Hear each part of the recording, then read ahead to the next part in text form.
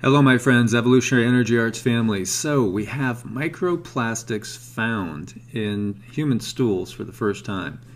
And this study suggests that the tiny particles may be widespread in the human food chain. And, let's just be honest now, in the human body. So, what is that doing to us is the big question. And so, this study examined 8 participants from Europe, Japan, and Russia. All of their stool samples were found to contain microplastic particles. Up to 9 different plastics were found out of 10 varieties tested for, and particles of sizes ranging from 50 to 500 micrometers. Polypropylene and polyethylene terephthalate were the plastics most commonly found. And so this stuff is in our stool. It's in our body. It's obviously in our blood. So they don't really know what the effects are of it. And it's in the food chain because they've found it all throughout fish life as well. And it's all throughout the ocean. It's crazy. It's totally crazy. And, it's going on a huge level. And, this is just part of it. And so this article too, they found plastic in what? And as it says, plastic accumulation in the ocean is grabbing headlines, but a new study shows plastic is turning up in an alarming place. And again, it's in our stools, which means it's in our body. So what is it doing to us? Is it perhaps increasing the cancer rate? I would venture to guess you bet it is, without a doubt. And so, are they a threat to your health? I would say so. Don't you think so? I mean, how many people out there think eating plastic is good for you? And so you must be so careful. And unfortunately, I see it all the time. No matter what we do, we're going to be exposed to this, and it's going to be in our system. But we should try to limit our exposure. There's certain plastics that obviously you're not going to want to use to put your food in because they're just not going to be healthy. But even so, this stuff is penetrating into the food supply and everywhere at an alarming rate, and it's found everywhere, all over the rivers, oceans, the soil, everywhere. And as it says here, no food is an exception. And so one recent study examined 15 different brands of sea salt and found up to 273 microplastic particles per pound of salt. Other studies have found up to 300 microplastic fibers per pound of honey and up to about 109 microplastic fragments per quart of beer. And the most common source of microplastics in food is seafood, because microplastics are particularly common in seawater. They are commonly consumed by fish and other marine organisms. So recent studies have shown that certain fish mistake plastic for food and they eat it, leads to toxic chemicals accumulating inside the fish's liver.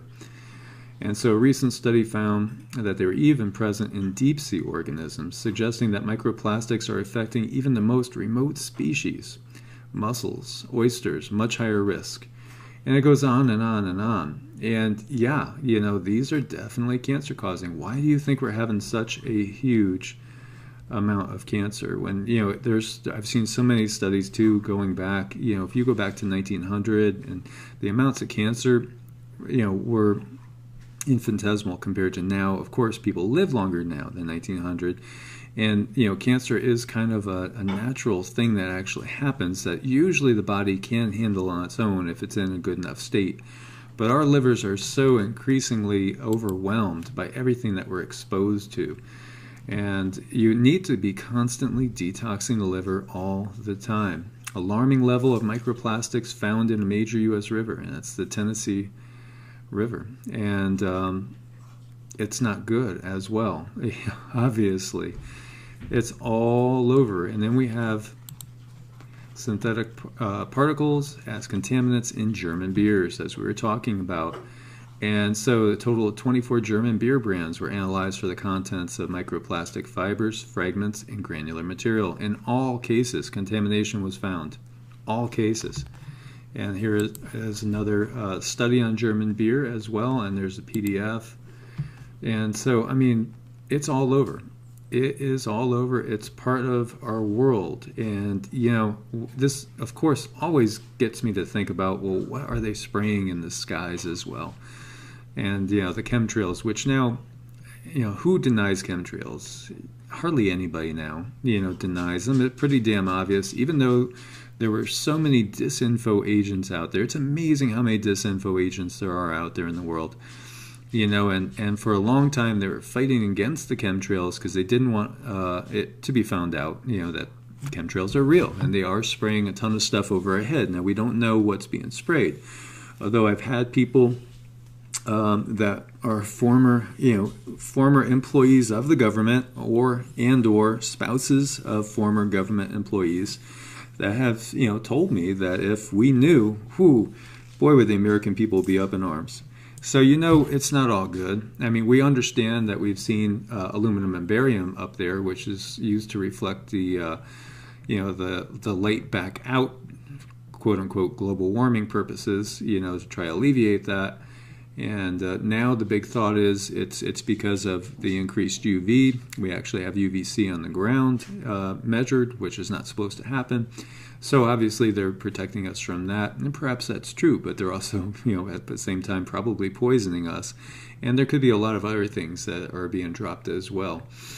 So, you know, this is just disconcerting. I wanted to bring it to your guys' attention, and in case some of you guys might not realize this, but yeah, we have a lot of plastics in our body, and it's not good. So again, I recommend strongly everybody always be trying to detox your liver, you know, and there's many ways of doing that. We've talked about that before, and actually that would be a good topic for a standalone video as well.